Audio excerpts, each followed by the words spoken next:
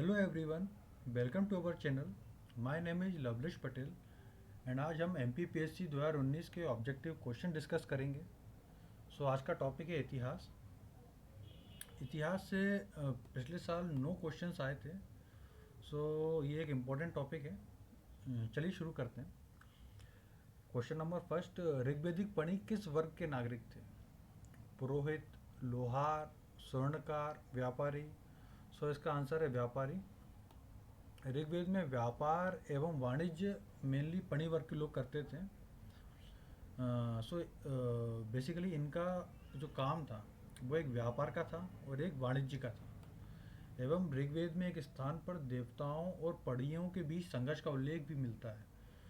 इसमें एक क्वेश्चन ये भी बन सकता है कि ऋग्वेद के अनुसार देवताओं और किस वर्ग के नागरिक के बीच संघर्ष का उल्लेख मिलता है? तो वैसे में आंसर होगा देवताओं और पढ़ियों के बीच में। चलिए अब हम क्वेश्चन नंबर सेकंड पे आते हैं। चंड प्रगोत किस प्राचीन गणराज्य के राजा थे? काशी, अंग, अवंती, वज्जी। इसका आंसर है Avanti. As we all know ये हमारा उज्जैन का एरिया उस टाइम अवंती कहलाता था। महाजनपद काल की 16 महाजनपदों में अवंती और चेदी महाजनपद ही वर्तमान मध्य प्रदेश की भौगोलिक सीमाओं में थी। इट मीन्स जैसे हम जानते हैं आज से 2600 साल पहले जो हमारा भारत था वहाँ पे 16 महाजनपदें हुआ करती थी, जैसे कि काशी, अंग, अवंती, वज्जी, चेदी। तो इसमें जो अवंती और चेदी है, ये अवंती और चेदी है, ये मध्य प्रदेश की भौगोलिक सीमाओं में थी। इससे रिलेटेड क्वेश्चंस आपके आ सकते हैं और बन सकते हैं। जैसे अवंती की राजधानी क्या थी?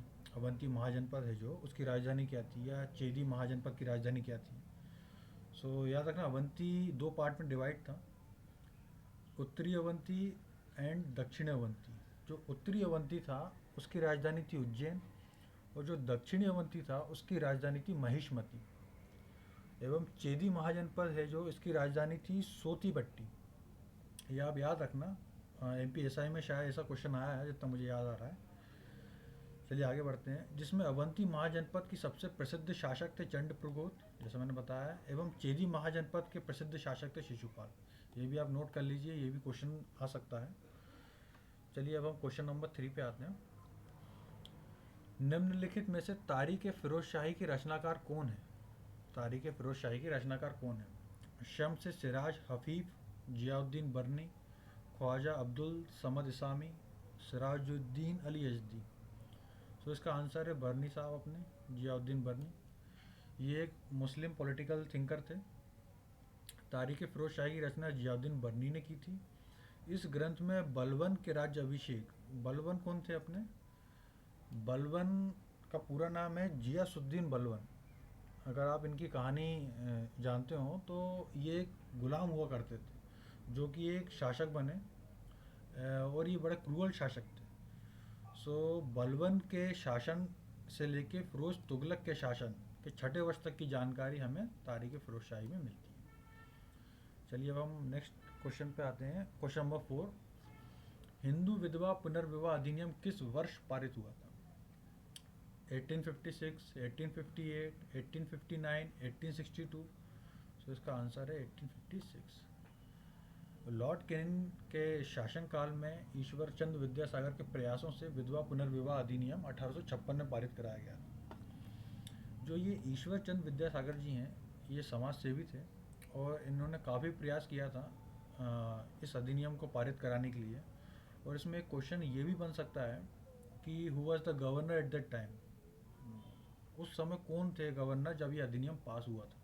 तो वैसे में आंसर होगा लॉर्ड कैनिंग। चलिए अब हम क्वेश्चन नंबर 5 पे आते हैं। ब्रिटिश भारत में सांप्रदायिक प्रतिनिधित्व की व्यवस्था निम्नलिखित में से किस अधिनियम द्वारा की गई थी?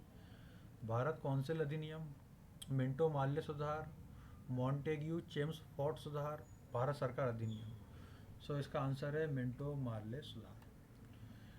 1909 में मिंटो माल्य सुधार में पहली बार मुसलमानों को पृथक प्रतिनिधित्व प्रदान करने का प्रावधान किया गया था।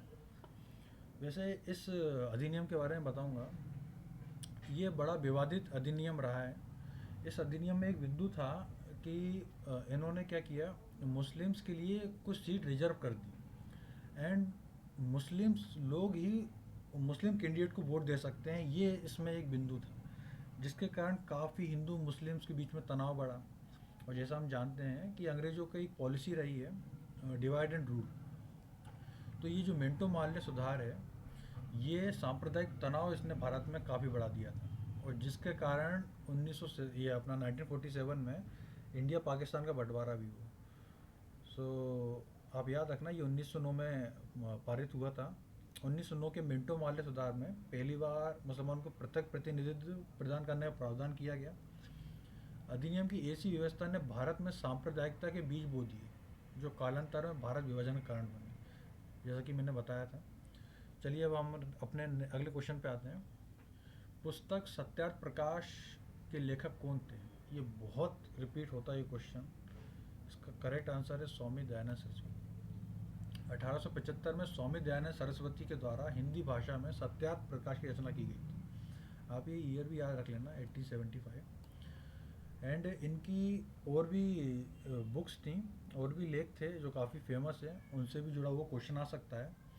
जैसे कि इनकी एक किताब थी गो करुणा निधि एंड व्यवहार भानु, तो आप ये याद रखना, ये काफ़ी फेमस बुक थी इनकी, तो इससे जुड़ा हुआ क्वेश्चन भी आ सकता है। चलिए अब हम अपने अगले क्वेश्चन पे चलते हैं। क्वेश्चन नंबर 7, रेशम बुनकरों की श्रेणी की जानकारी निम्नलिखित किस शिलालेख में मिलती है? रेशम जो बुनकर हैं उनकी श्रेणी की जानकारी किस शिलालेख में मिलती है? ऑप्शन ए दशपुर शिलालेख, प्रयाग प्रशस्ति, एरन शिलालेख, हाथी गुफा शिलालेख। सो इसका आंसर है दशपुर शिलालेख। मंदसौर अभिलेख भी बोलते हैं इसको, जिसमें महाराजा यशोधर्मन के द्वारा स्थापित कराया गया था, जिसे महाराजा यशोधर्मन ने स्थापित किया था। इस अभिलेख से दक्षिणी गुजरात से रेशम के कारोबार करने वाले व्यापारी आकर बसे थे, इसमें इसका उल्लेख मिलता है। जो ये दशपुर शिलालेख है, इसमें गुजरात से व्यापारी आए थे, इसका उल्लेख मिलता है, आकर बसे थे, इसका उल्लेख दशपुर शिलालेख में मिलता है। चलिए अब हम क्वेश्चन नंबर 8 पे आते हैं। निम्नलिखित में से परमार राजवंश के इतिहास पर प्रकाश डालने वाला स्रोत कौन सा है? पद्मगुप्त का नवशासंक चरित्र, मेरुतुंग की प्रबंध चिंतामणि, उदयपुर प्रशस्ति और उपयुक्त सभी। सो इसका करेक्ट आंसर है उदयपुर प्रशस्ति। वैसे ये मैं आपको इस क्वेश्चन के बारे में बताऊं, ये बड़ा कॉम्प्लिकेटेड और कंफ्यूजिंग क्वेश्चन है। कहीं पे उदयपुर प्रशस्ति इसका आंसर है, कहीं पे पद्मगुप्त का नव शासंक चरित्र ये आंसर है। ये आंसर तो बिल्कुल नहीं है मेरुतुंग की प्रबंध चिंतामणि। अगर ये ऑप्शन भी सही होता तो इसका फिर ऑप्शन डी होता। अभी MPPSC 2019 का जब हमने रिजल्ट देखा था, तो उसमें ये ऑप्शन सही बोला गया है। अब हम इस जानते हैं कि उदयपुर प्रशस्ति में तो दिया ही हुआ है, पद्मगुप्त का नवशासंक में भी दिया हुआ है। देखिए मैं आपको बताता हूँ, परमारों के बारे में जानकारी उदयपुर प्रशस्ति, जो भिलसार राजस्थान के समीप उदयपुर में जो एक मंदिर है नीलकंठेश्वर, वहाँ पे ये प्रशस्ति उत्कीर्ण है। इसके अलावा पद्मगुप्त जो एक कवि थे, उन्होंने भी नवशासंक, जैसा मैं बताया आपको, चरित्र में परमारों का उल्लेख किया है। इसके अलावा उज्जैन अभिलेख, राजा भोज का बांसवाड़ा अभिलेख, बेतमा अभिलेख, हसोल अभिलेख, नागपुर अभिलेख, इनमें भी परमाणु की जानकारी मिलती है। तो आप देखेंगे कि उदयपुर प्रशस्ति में तो है ही विवरण, इनके बारे में उल्लेख मिला है, साथ में पद्मगुप्त जो कि कवि थे, इन्होंने भी इस चरित्र में उल्लेख किया। मतलब आप अब इस इन चारों में से आप तो कंफ्यूज हो रहेंगे दोनों में आंसर कौन सा सही है। सो MPPSC के according option C is right. So आप याद रखना। चलिए अब हम क्वेश्चन नंबर 9 पे आते हैं। चित्तौड़ के त्रिभुवन नारायण मंदिर को किसने बनवाया? राणा प्रताप ने, राजा धंग ने, परमार राजा भोज ने, पृथ्वीराज चौहान ने। सो इसका आंसर है परमार राजा भोज। राजा भोज के द्वारा चित्तौड़ में त्रिभुवन नारायण मंदिर का निर्माण कराया गया। इसे मेवाड़ के नासोद में भूमि दान भी किया।